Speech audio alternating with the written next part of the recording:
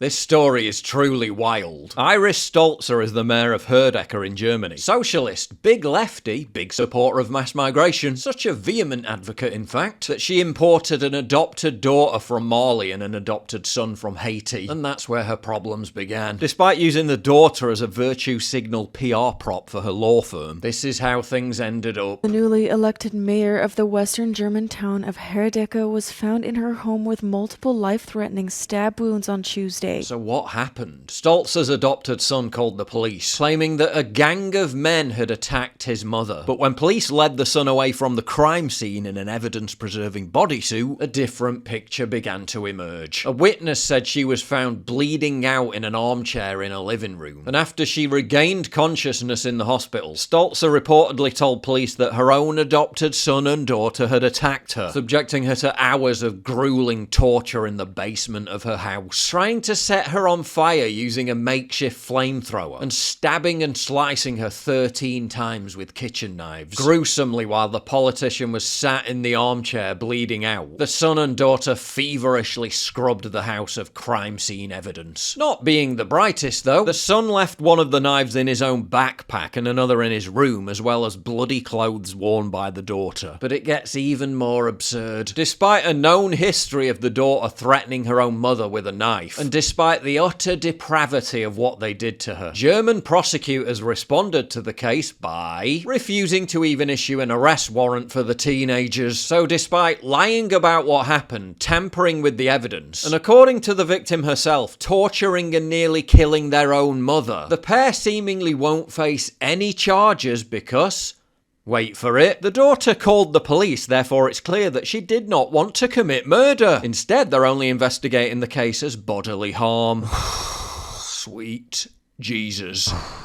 What? That's right, while German citizens are being arrested or thrown in prison for edgy memes or insulting politicians online, an African migrant can literally, allegedly, torture and almost kill a politician, and to all intents and purposes, get away with it. The pair were sent to a youth welfare office instead of prison. And when asked why the two suspects were not being transferred to the father, the prosecutor remarkably said that the father had also been the victim of violence by the daughter in the past. Some kind of theme emerging here. It was also reported that Stolzer called the police the day before the incident, begging for protection from her own daughter who'd threatened her. Zoe had also been reportedly stealing money and jewellery from her mother for years. So let me get this straight. After Stolzer honourably adopted, brought up, cared for, and paraded the pair around as an example of a virtuous commitment to diversity and integration, this is how they repaid her. It's been reported that the teenagers attacked their own mother because they wanted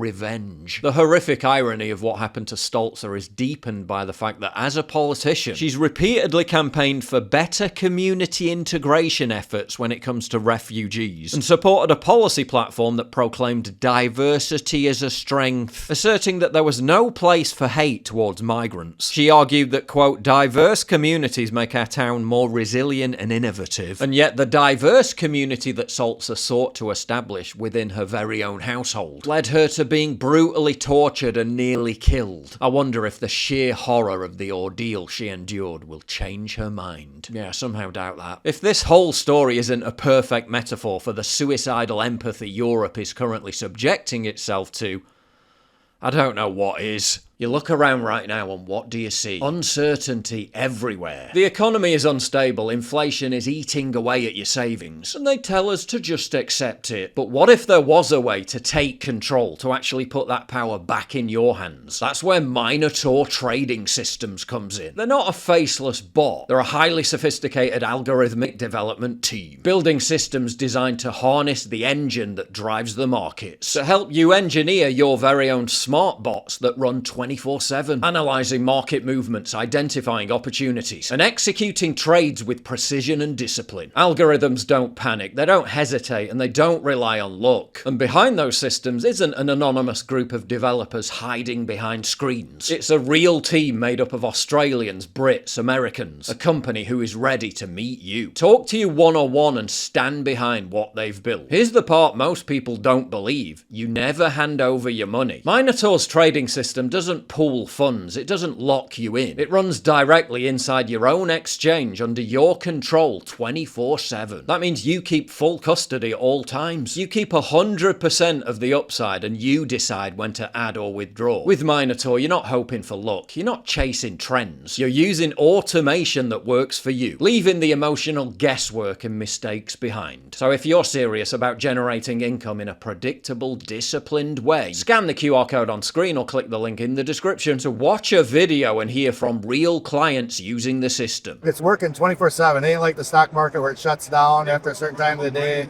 Like this morning I woke up, I looked at my phone, I saw all kinds of alerts, and it's like it's just money in my pocket. It's just like bing, bing, bing, bing, and I just love it. Book a free one-on-one consultation call. You literally have nothing to lose, because while they tell us we're powerless, Minotaur Trading Systems is proof that there are real tools and real people ready to help you take back control. Meanwhile, in the UK, diversity-loving Richard Bacon asserts that the people putting up British flags everywhere are doing so because they're just racists and want to live in an ethno-state. Right now, it's a very sensitive subject. I think right now, if you stick a pole and a Union Jack tomorrow outside your house, I think you're making a statement. And I think that statement is probably, I think do you prefer Britain to be more white? Want Britain to be more white? That's funny because Richard lives in Los Angeles. Okay, well, very diverse city. Fair play to him. Practicing what he preaches. Yeah, very diverse apart from the area in which Richard lives, namely a $4.3 million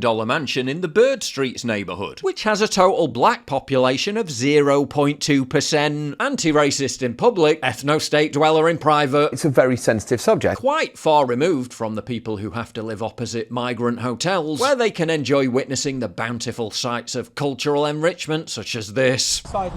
Look at that. That's it. He just got his finger out. And it's on camera. Go on, do it again. Presumably, Richard isn't a big fan of Paris, where an African migrant was caught on video throwing an elderly couple off a train.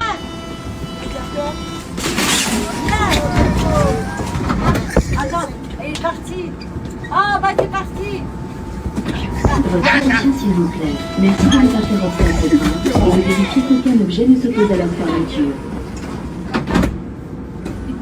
Reportedly, because he didn't want to see white people. Given that around 75% of people living in Paris support left-wing parties, I wonder how they voted. Remember the Reform councillor who bizarrely flapped around and had a near panic attack, thinking she'd said something horrendous by merely announcing that she was born and bred in Falkirk, Scotland. And it's scary as a local resident, somebody who's born and bred here. I shouldn't have said that. Well, do you see why this is? People sometimes think that Reform are very much against having people here. It just came out.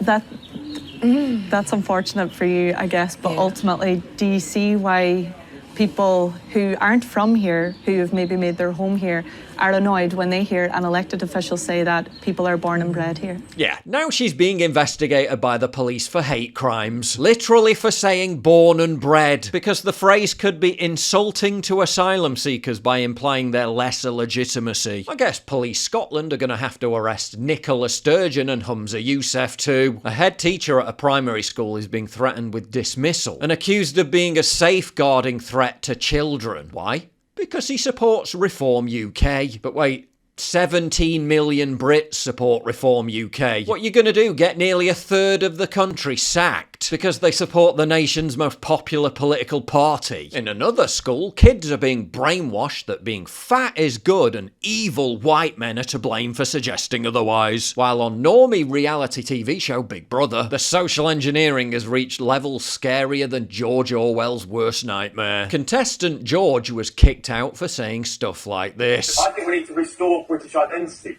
Me, I feel British. I know I'm British and everything else. But if we've got on Pakistani Independence Day in Birmingham, in Manchester, in London, streets were taken up, people waving the Pakistani flag. That's not British. We don't even share language. I think it's Whitechapel Station where the sign is now not just in English, but Hindi and Bengali. This country is, I feel, is getting less and less British. This is England. It's degrading national identity in this country, thus dividing us more. Big Brother cannot permit you to use language in a manner which is likely to be considered offensive by housemates or the viewing public. You have persisted in using offensive language, and as a result, Big Brother has no choice other than to remove you from the house. It's literally a televised show trial to indoctrinate normies into believing these are extremist opinions when they're shared by the majority of the British public.